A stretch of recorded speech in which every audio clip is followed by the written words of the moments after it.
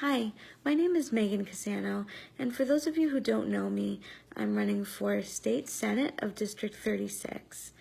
I wanted to come on and talk today because it is World Suicide Prevention Day.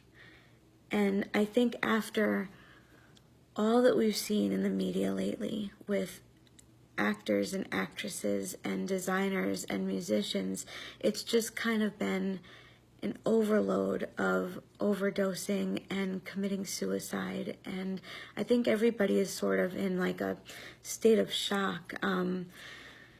It's a very scary thing. It's a very scary thing. So this talk that I'm going to give is a little bit heavy, but I think that we need to talk about the heavy stuff if we're going to be real about it.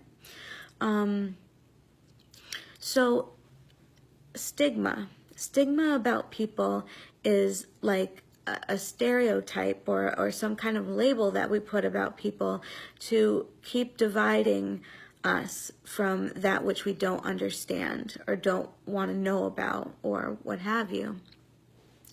When actually there's probably a lot more that we have in common with each other than we even know. Do you ever get kind of dizzy or lightheaded when you're nervous? Does your heart ever start to beat fast? Are you nervous when you have to go somewhere that you don't even know? Do you ever feel down, kind of really down, like you don't want to get out of bed? There are qualities of different mental conditions that everybody has, okay? Just at different degrees. So we actually have a lot of people that have the same types of things and could actually relate to each other more than, not. So about 9 out of 10 people who die by suicide had a diagnosable mental disorder. Yet only 3 of those 10 people who died by suicide had mental health services in the year prior to their death. That kind of tells a lot. That speaks to a lot of different things. Services, access to services. Were people there to help them, to try to get them into services, or did people turn their backs on them and whatever? So this is very important.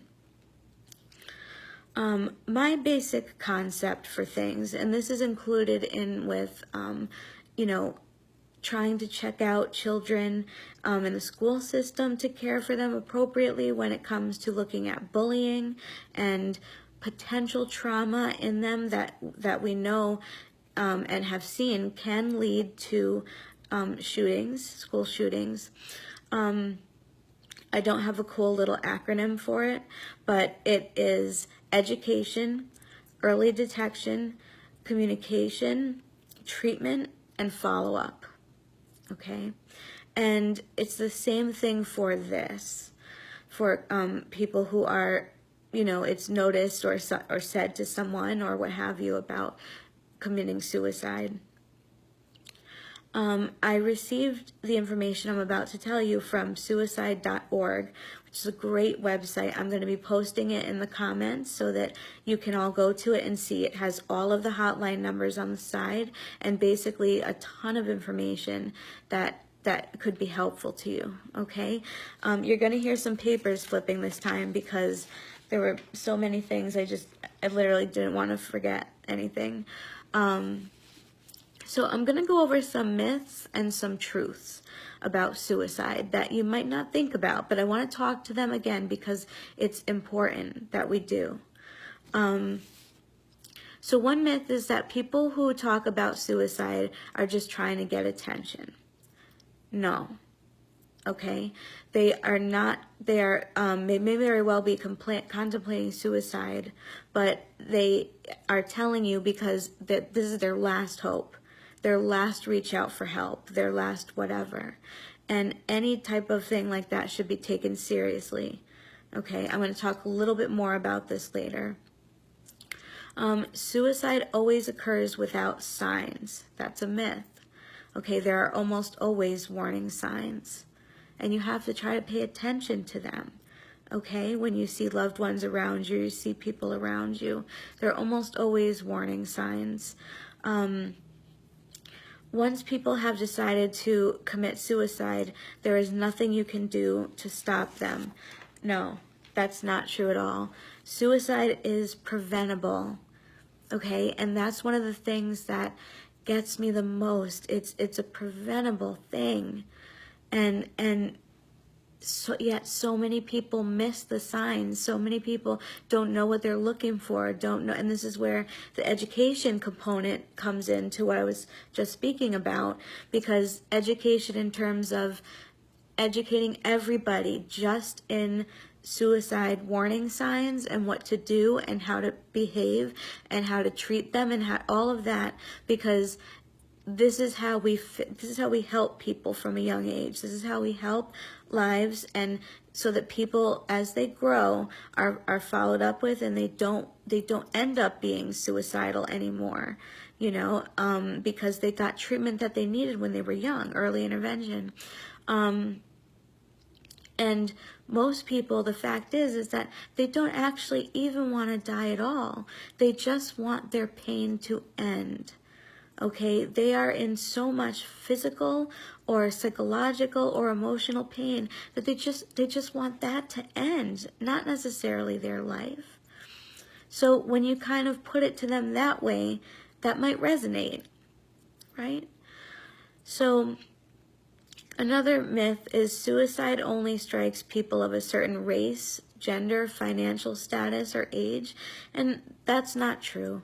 It's all across everybody. Anyone is you know, can be in a position of wanting to commit suicide because something has gone so awry in their life, and maybe everything, and that's how they got to that point. Another myth is that people who have tried to attempted to commit suicide once will not do it again. And the truth of that is that that's probably not the case. They will usually make attempted again. They will usually try again. So it's important to watch out for them and to, you know, make sure that they're okay, check in, follow up. That's the follow-up portion of what I'm speaking about. Another myth is that people are crazy or they're weak if they attempt suicide. And the truth is that none of that is true. Okay? That's just, it's unfair and it's not true. Okay? Because in order to feel like you want to end your life, something has just gone so badly wrong. And usually a multitude of events in your life have gone completely just out of your control, you know, and have gotten you so far to the point where you want to commit suicide.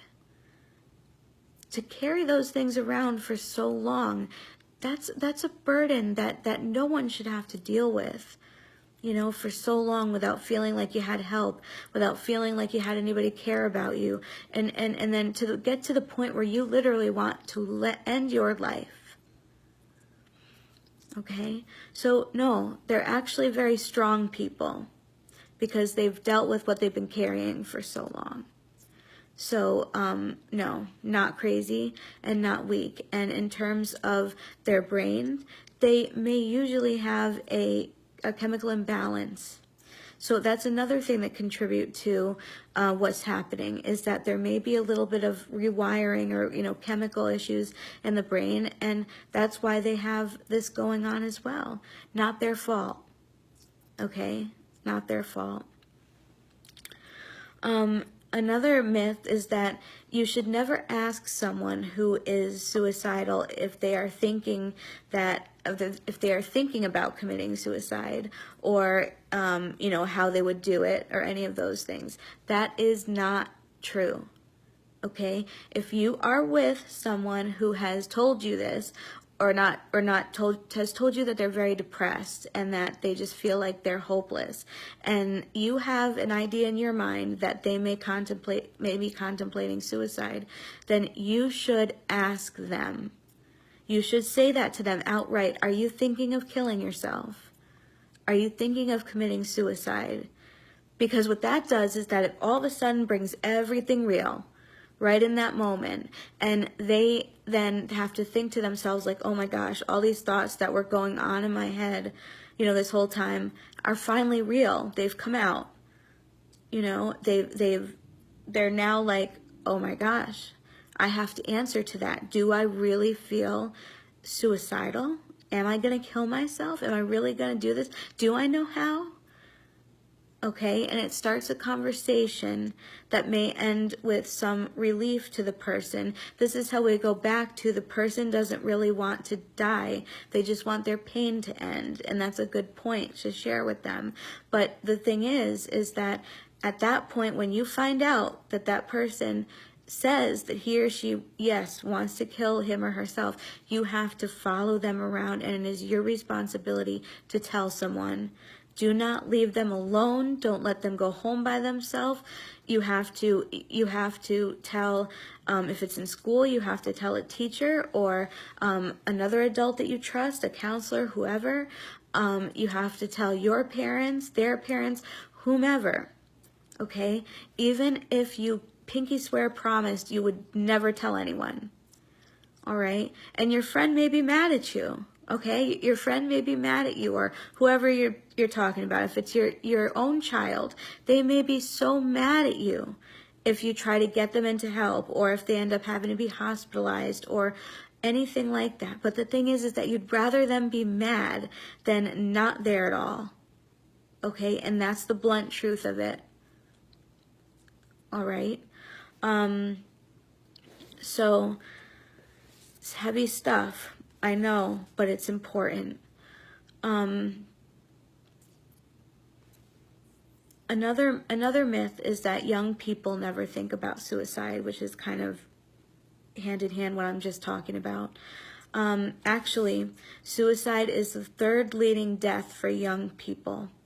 The people aged are between 15 and 24. Okay, some children under 10 years old have even committed suicide. So it's horrible to think about. It is. And probably not the best talk you want to hear on this kind of rainy day, and it's gloomy, and I know that, but this is me. This is real. This is, I've seen things happen. I've had loved ones. I've also, being a clinician, I've taught classes about human services in, the 10 years that I was a professor in 2 different colleges. I've worked in crisis hotlines and gone on crisis calls and worked in ERs where we had people come in due to an attempted suicide. I know this is real, and I know how it affects families and how it feels for that person to be so depressed. And if we're going to do something about it, then we have to talk about it.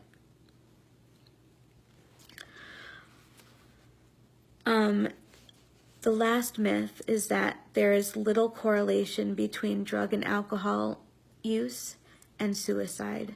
And the truth is that many people, in many to most cases of suicidal gestures and attempts, there's alcohol and drugs involved in many to most of them.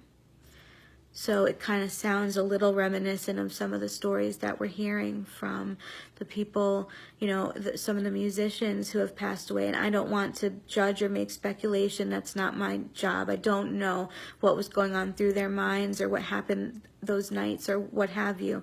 But obviously, clearly, we can say with the opioid epidemic that there's a lot of issues right now with overdoses and things like fentanyl that are getting into the drugs and getting laced, and people are dying. And that is a whole nother talk that I will come to at another time. I know I've given you a lot to think about. And I want to thank you for sticking through this conversation. I know it's rough, but we have to do something. We have to educate. We have to be educated. Okay? We have to see this through. All right? So thank you very much. Again, I'm Megan Cassano, And please take good care of yourselves and people around you.